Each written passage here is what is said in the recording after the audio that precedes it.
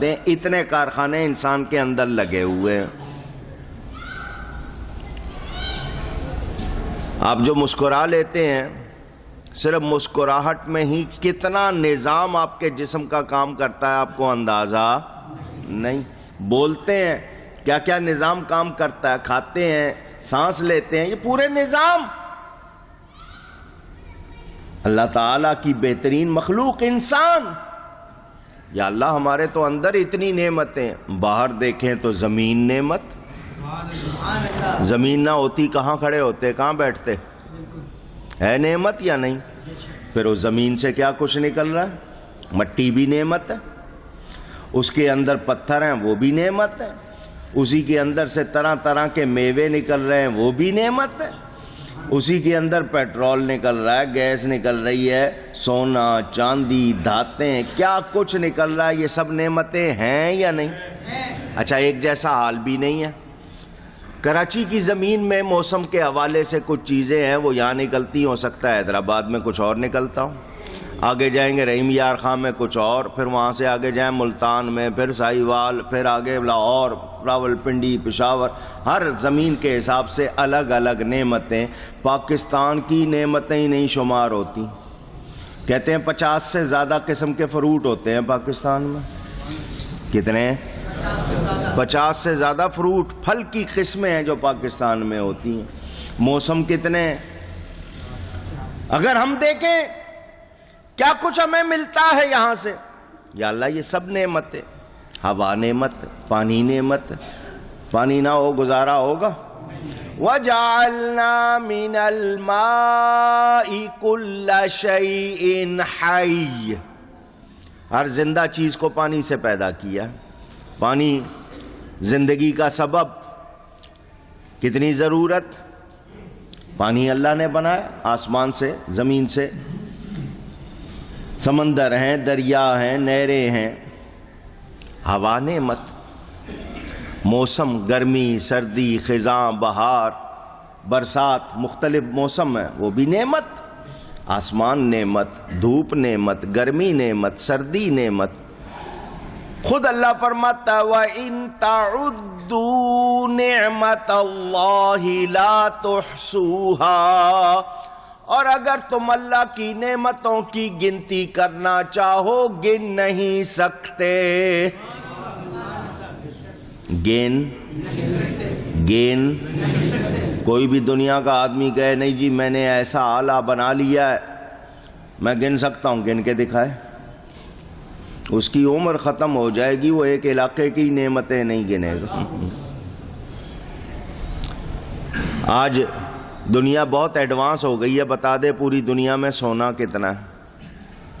ایک چیز ہی بتا دو، گھروں میں کتنا ہے، پہنا ہوا کتنا ہے، زمین میں کتنا ہے، پہاڑوں میں کتنا ہے، کتنے علاقے ہمارے ریگستانوں میں پڑا ہوا ہوتا ہے، گن سکتا ہے کوئی؟ جب اللہ فرما رہا ہے یا اللہ تیرا فرمان تیری نعمتوں کو یاد کریں، تیرا فرمان تیری نعمتوں کو گنا ہی نہیں جا سکتا، جب ہم گن نہیں سکتے جانتے نہیں تو تیری نعمتوں کو یاد کیسے کریں؟ ہمیں تو گنتی نہیں معلوم، ہم ساری نعمتوں کو جانتے نہیں تو یاد کیسے کریں؟ تو ہمیں جواب کیا ملتا ہے؟ میں ایک نعمت ایسی دے رہا ہوں جو تمام نعمتوں کی اصل ہے، جان ہے، سب سے بڑی نعمت، جس نے اس کو یاد کر لیا اس نے سب کو یاد کر لیا۔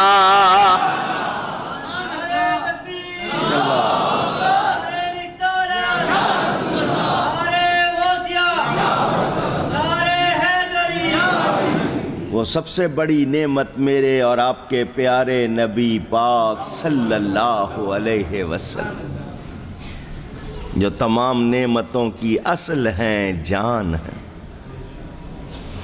ہمیں جو کچھ ملا ہے ان کے صدقے ملا، وہ نہ ہوتے تو کچھ بھی اونچی۔ اللہ فرماتا ہے وَأَمَّا بِنِعْمَةِ رَبِّكَ فَحَدِّثْ، اور اپنے رب کی نعمت کا خوب چرچا کرو، اپنے رب کی نعمت کا اونچی کہیے. اللہ فرما رہا ہے, تم روکنا چاہتے ہو؟ اللہ فرما رہا ہے خوب چرچا کرو. تو ہم کرتے ہیں, کرتے آئے ہیں, انشاءاللہ کرتے رہیں گے. یہ سب سے بڑی عید ہے.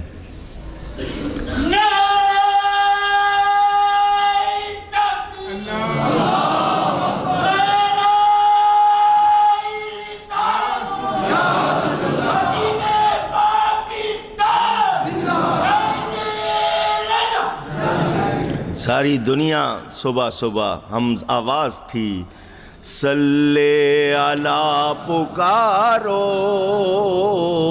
سرکار آ رہے ہیں, صلی علی پکارو سرکار.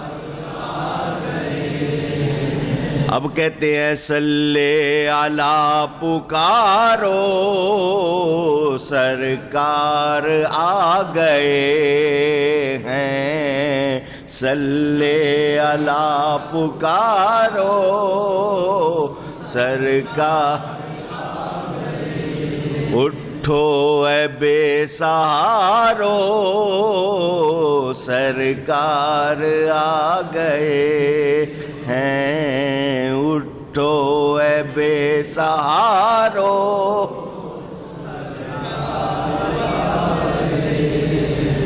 خوشیاں مناؤ. اللہ فرماتا ہے خوشیاں مناؤ. کہیں نہیں کہا کہ اکیلے مناؤ, مل کے مناؤ, کھڑے ہو کے مناؤ, بیٹھ کے مناؤ. کوئی پابندی ہے؟ جب اللہ نے نہیں لگائی کوئی اور لگا سکتا. گھر گھر, گلی گلی, کوچا کوچا, در در ماشاءاللہ میلاد منایا جا رہا. ہر وہ طریقہ جو جائز ہے اس کو ہم اپنائیں گے, جو جائز نہیں اس کو نہیں اپنائیں گے. یاد رکھنا نبی پاک صلی اللہ علیہ وسلم کی خوشی منانا کوئی معمولی بات, یہ عزت کی بات ہے کہ ہمیں اللہ نے یہ سعادت بخشی ہے. سمجھ آ رہی ہے بات؟ میرے دوستوں اور بزرگوں, نبی کریم صلی اللہ علیہ وسلم سب سے بڑی نعمت. میں نے جو بات سنائی ہے اس کی دلیل بھی ہے, آپ کو وہ بھی سنائی ہوئی ہے. حضرت ابی ابن کعب رضی اللہ تعالی عنہ حضور صلی اللہ علیہ وسلم کی بارگاہ میں آئے. حضور میں دعا کرتا ہوں نا, جب ایک حصہ درود پڑھتا ہوں باقی 3 حصے دعا کرتا ہوں, میرا یہ طریقہ ٹھیک ہے؟ فرمایا بہت اچھا ہے. درود زیادہ کر دے تو تیرے لیے اور اچھا ہے. تو کہہ رہا میں کیا کرتا ہوں, کیا کرتا ہوں؟ دعا. کیا کرتا ہوں؟ دھیان سے.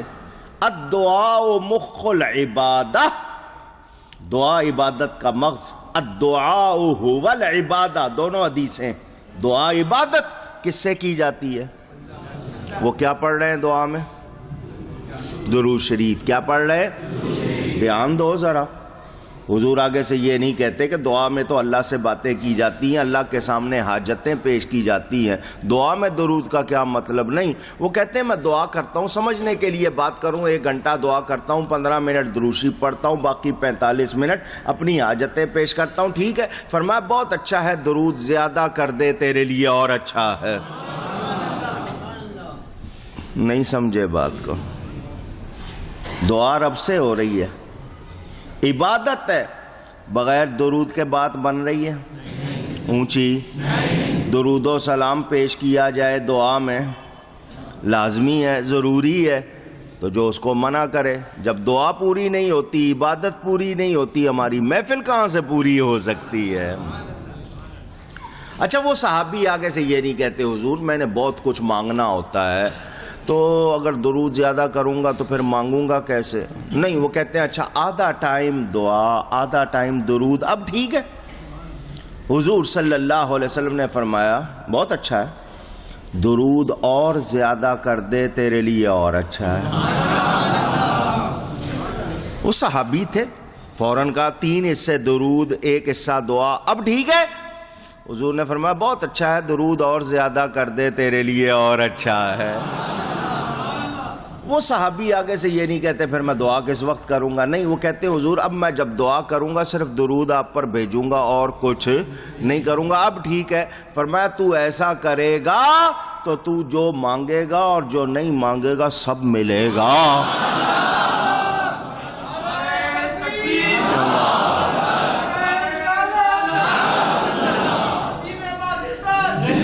دوسرے تو دعا میں جو حاجت پیش کریں گے ان کو وہ ملے گا، تجھے سب کچھ ملے گا۔ کیا مطلب؟ جس نے نبی کو یاد کیا اس نے سب کو یاد کر لیا۔ سمجھ آ رہی ہے بات؟ درود و سلام سے روکنے والوں ذرا سمجھو تو صحیح۔ نبی کریم صلی اللہ علیہ وسلم فرماتے ہیں تو ایسا کرے گا تیرے سارے کام سیدھے ہو جائیں گے، سارے معاملے سیدھے ہو۔ تو جو نبی کو یاد کر لے وہ سب کو، کہنے والوں نے کہا نا اس نے سب دیکھ لیا جس نے مدینہ دیکھا۔ کچھ نے کہیں گے ہم نے فلانا ملک دیکھا، فلانا دیکھا، فلانا دیکھا، اس نے جواب دیا اس نے سب دیکھ لیا جس نے مدینہ دیکھا۔ موسیٰ علیہ السلام کی قوم کہتی ہے رب دکھاؤ تو مانیں گے، بن دیکھے رب کو مان سکتے، رب دکھاؤ۔ میرے نبی سے کسی نے کہا ایسا؟ نہیں، فرق ہے، وہ کلیم اللہ ہیں، بڑی شان والے ہیں، مگر قوم کہتی ہے رب دکھاؤ تو مانیں گے۔ میرے نبی سے کسی نے ایسا نہیں کہا۔ سب دیکھنے والے کہتے ہیں جس کا حبیب ایسا ہے اس کا خدا کیسا ہوگا۔ ہمیں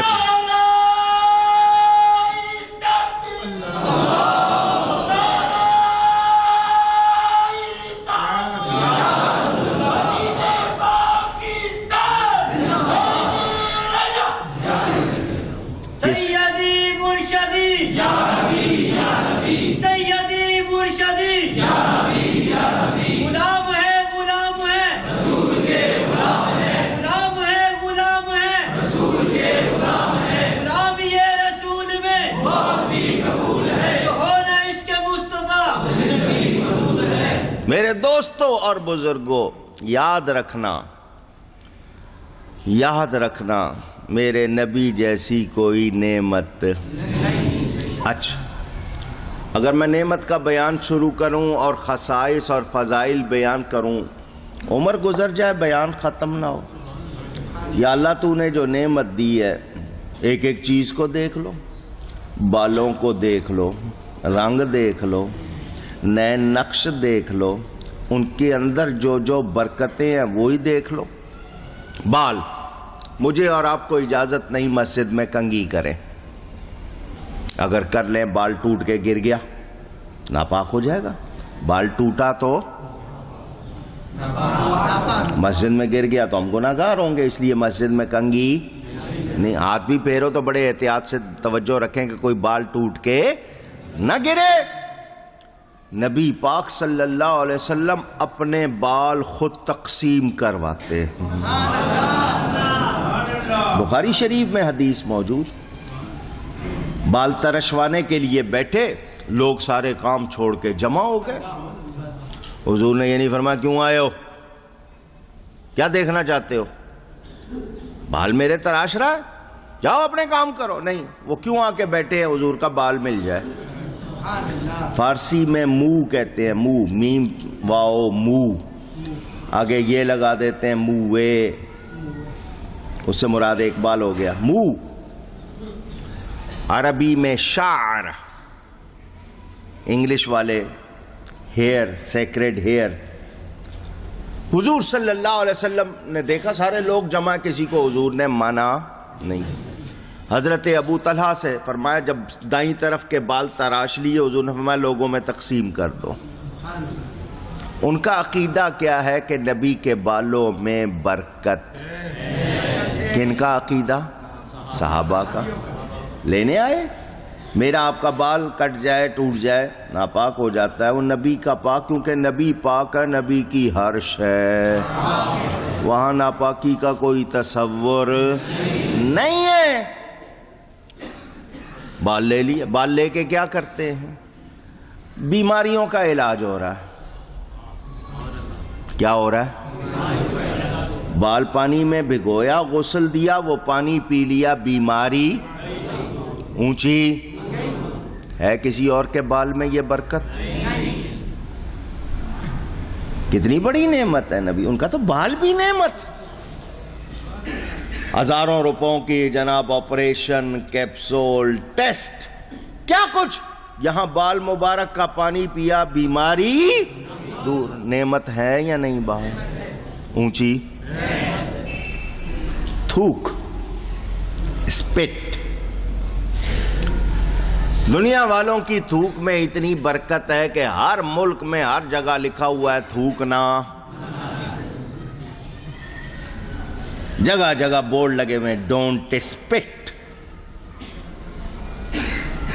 کیونکہ تمہاری تھوک میں جراثیم ہوتے ہیں، وہ نکلیں گے، وہ دوسروں کو لگیں گے۔ کئی ملکوں میں علاقے، میں ایک ملک میں گیا، وہاں پر جو ان کی پیداوار کا علاقہ ہے جہاں یہ غلہ سبزہ پیدا ہوتا ہے، وہ وہاں پر کوئی اور چیز لے جا نہیں سکتے کہ جراثیم نہ لگ جائیں، لوگ اہتمام کرتے ہیں۔ ہمارے ہاں تو حال ہی کوئی نہیں ہے۔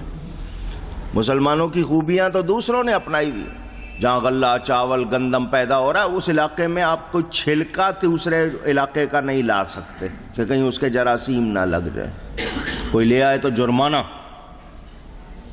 بہت احتیاط کرتے ہیں۔ تھوکنا منع ہے، جگہ جگہ بورڈ لگے ہوئے۔ نبی پاک صلی اللہ علیہ وسلم کا تھوک لینے کے لیے صحابہ دوڑتے ہیں، جس کو مل جائے وہ کریم کی طرح منہ پہ مل لیتا۔ کھارے کنویں میں ڈالتے ہیں وہ میٹھا ہو جاتا ہے، کٹے گوشت پر لگاتے ہیں وہ جڑ جاتا ہے، دکھتی آنکھوں میں ڈالتے ہیں وہ ٹھیک ہو جاتی ہے، ان کی تو تھوک مبارک بھی نعمت ہے۔ اللہ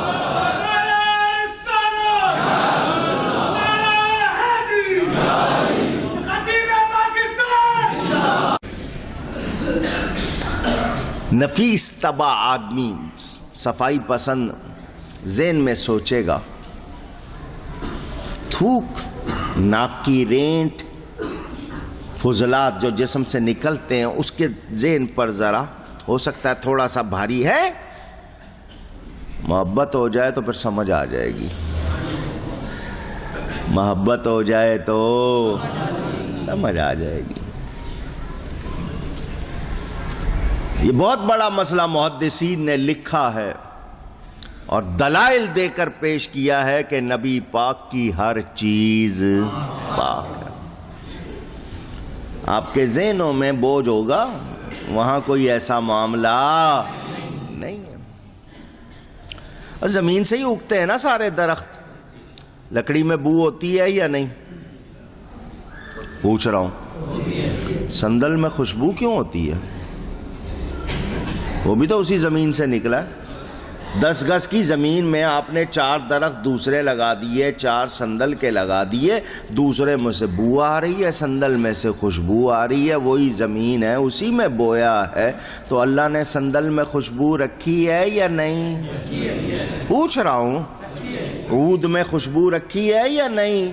تو وہ بھی رب نے ہی اگایا ہے، تو رب نے سب کو ایک جیسا نہیں بنایا، اپنے حبیب کو کیسا بنایا یہی تو سمجھا رہا ہوں۔ ان کو اپنے جیسا نہ سمجھو، ان جیسا کوئی بھی نہیں ہے، ان جیسا کوئی بھی، ان میں کوئی نقص نہیں، کوئی ان میں عیب۔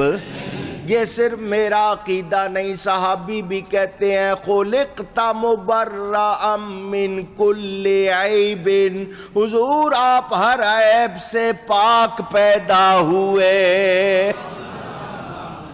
صحابی کا بیان سنو، صحابی کہتے ہیں وہ مکھی جو گندگی پر بیٹھ جاتی ہے، نجاست پر بیٹھ جاتی ہے، اللہ نے اس کو نبی کے لباس پر بیٹھنے کی اجازت نہیں۔ مکھی آپ کے تو منہ پر بیٹھ جاتی ہے، کئی مرتبہ آپ خود کو تھپڑ بھی مارتے رہتے ہیں، اس کو ہٹاتے ہیں، وہ مارنا چاہتے ہیں، وہ مرتی نہیں ہے، خود کو ہی تھپڑ مار رہے ہوتے ہیں۔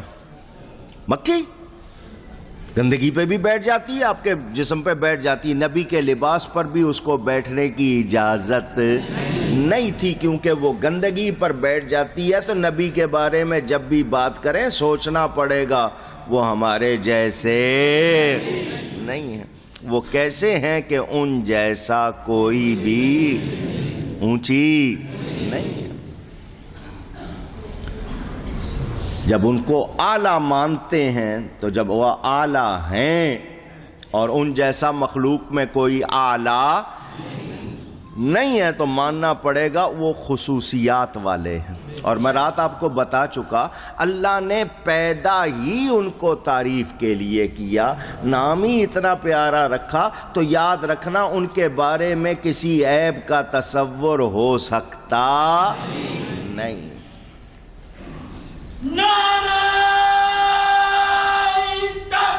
اللہ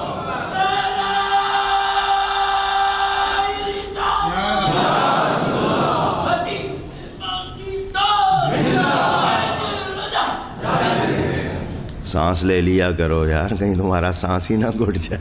نعرہ تکبیر، اللہ نعرہ رسالت، یا رسول اللہ، نعرہ خلافت، حق جارے۔ نعرہ غوثیہ۔ سنیں توجہ سے سنیں، یہ باتیں میں محبت والوں کو سنا رہا ہوں، عام لوگوں کو سنانے کی ہیں بھی نہیں، کیونکہ بعض کے ذہنوں میں آتا نہیں ہے تو کراہت کوئی کرے گا، ایسے کہیں اپنا ایمان نہ ضائع کر لے۔ حضور صلی اللہ علیہ وآلہ وسلم نے ایک برتن میں بول فرمایا، بول، آپ اس کو پیشاب کہتے ہیں، اس کو وہاں بستر کے پاس چھوڑ کر مسجد تشریف لے گئے، نماز پڑھا کے آئے تو وہ برتن وہاں موجود نہیں تھا۔ گھر کی خادمہ تھی ام ایمن، برکت بی بی نام تھا۔ حضور نے فرمایا یہاں ایک برتن تھا،